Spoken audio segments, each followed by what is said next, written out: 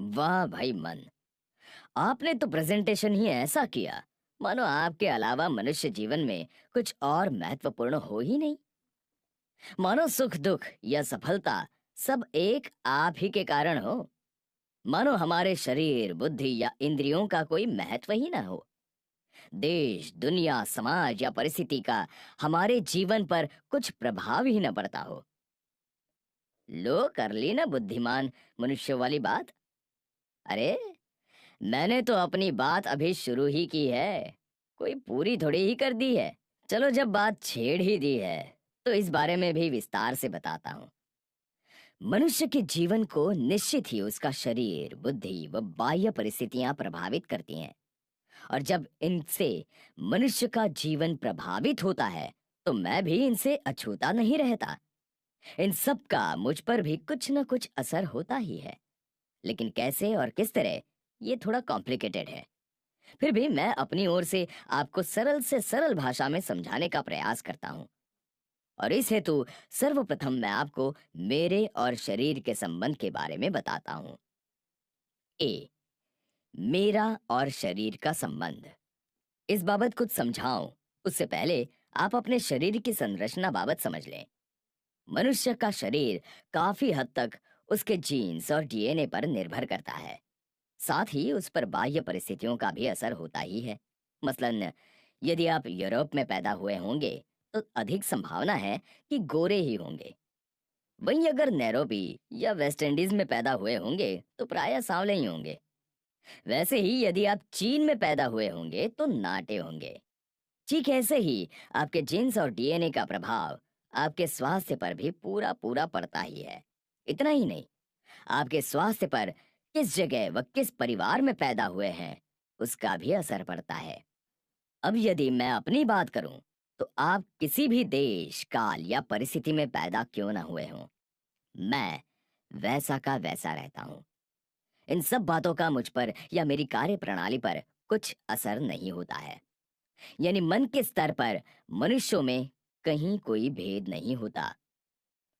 चलो ये तो हुई मेरे और शरीर के होने के ढंग की बात। और जहां तक हमारे आपसी संबंध की बात है तो हम दोनों भी एक दूसरे से प्रभावित होते ही हैं। मसलन यदि मनुष्य को एसिडिटी होती है तो मैं तुरंत बेचैनी व चिंता पकड़ लेता हूँ। और ठीक ऐसे ही यदि मैं चिंता पकड़ लूं तो उस मनुष्य की एसिडिटी बढ़ ही जाती है। ठीक उसी तरह यदि मनुष्य अस्वस्थ हो या उसके शरीर में पीड़ा हो रही हो तो मैं भी उदास व बेचैन हो ही जाता हूँ। वैसे यहाँ पर एक बात और स्पष्ट कर दूं कि शरीर का मुझ पर असर जरूर होता है, परंतु इसका प्रभाव हर मनुष्य की मानसिक दशा पर भी पूरा पूरा निर्भर करता है। जहाँ कॉन्शियस या सबकॉन्शियस मन में जीने वालों पर शरीर का तीव्र असर पड़ता है, वहीं सुपर कॉन्शियस या उससे ऊपर के मन में जीने वालों पर उसके शरीर का असर नगण्य सा ही पड़ता है। उदाहरण के तौर पर स्टीफन हॉकिंग को ही ले लीजिए। अपनी तमाम शारीरिक अक्षमताओं के बावजूद वे आज विश्व के चंद शीर्षस्थ विद्वानों में शुमार किए जाते हैं। कमाल ये कि वे आपकी तरह बोल नहीं सकते, शरीर तक पूरी तरह निष्क्रिय है। बस अपने गालों से अभिव्यक्त करना सीख उन्होंने ये मुकाम पाया है। कहने का तात्पर्य, मजबूत मन के लिए शरीर कोई बाधा नहीं। दूसरे शब्दों में कहूं तो शरीर का तो मुझ पर इतना असर नहीं पड़ता, पर हाँ, मैं शरीर को बुरी तरह प्रभावित करता हूं। यहां तक कि मनुष्य की अधिकांश बीमारियां भी उसके मन की कमजोरी के कारण ही होती हैं।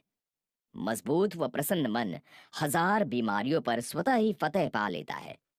मतलब ये कि शरीर स्वस्थ रखने हेतु भी मुझ पर ध्यान देना आवश्यक है। मेरे बगैर तो मनुष्य के शरीर तक का उद्धार नहीं। और मोटे तौर पर कहूं तो यही मेरा और शरीर का संबंध है। दोनों एक दूसरे को प्रभावित तो करते हैं, परंतु वहां भी बाजी मेरे ही हाथ लगती है। चलो इसी बात को मैं एक उदाहरण से समझाता हूँ। एक बार अचानक एक माँ के दाएं हाथ को लकवा मार गया। डॉक्टरों ने काफी इलाज किया पर बात नहीं बनी। आखिर उन्हें साइकेट्रिस्ट के पास ले जाया गया। उस साइकेट्रिस्ट ने महिला को सम्मोहित अवस्था में ले जाकर उस हाथ से क्या क्या महत्वपूर्ण किया, इस बाबत पूछताछ शुरू की। जल्द ही उस महिला ने रोते हुए बताया कि मैंने अपने इसी हाथ से अपने बेटे को एक दिन चोरी करने पर खूब मारा था, लेकिन मुझे उस हादसे का बड़ा पछतावा है। मैंने अपने मासूम को क्रोध में जानवरों की तरह पीट दिया था। मेरा तो ये हाथ ही कट जाना चाहिए। अब तो बात खुल गई थी। हाथ को लकवा उस औरत को पकड़ी गिल्ड के कारण पकड़ा था। बस उस साइकेट्रिस्ट ने समझाया कि यदि तुम उसे उस वक्त न पीटती तो हो सकता है वो बड़ा होकर वाकई चोर बन जाता। सो तुमने जो किया ठीक ही किया। उल्टा तुम्हारे इस हाथ ने तो उसका जीवन ही बचाया है। बस महिला की गिल्ट जाती रही और उसके साथ ही हाथ को मारा लकवा भी चलता बना। ये है मेरा कमाल। और आपके कमाल की बात करूं तो मैं इतना महत्वपूर्ण होते हुए भी ना तो आप मुझे जानने में और ना ही मुझे समझने में कोई रुचि दिखाते हैं। होगा। अभी तो हम आगे बढ़ते हैं। बी, मेरा और परिस्थितियों का संबंध।